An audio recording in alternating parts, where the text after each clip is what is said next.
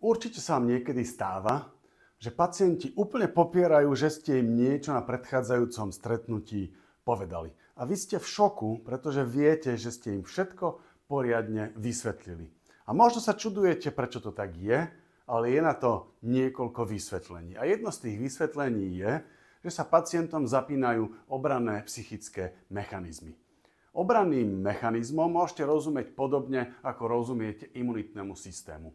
Organizmus automaticky reaguje na nebezpečné vírusy, baktérie a ďalšie škodliviny a snaží sa ich vybudiť zo svojho tela.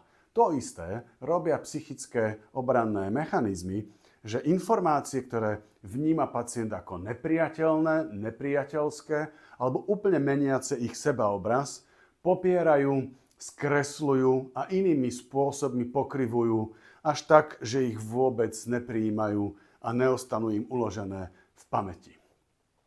V kurze Obranné psychické mechanizmy vysvetľujem, ako tieto mechanizmy fungujú, ako môžete svojou komunikáciou tieto mechanizmy znížiť, oslabiť a prekonať a prípadne ako môžete pacientovi pomôcť znova informácie prijať tak, aby ich mal a mohol s vami spolupracovať.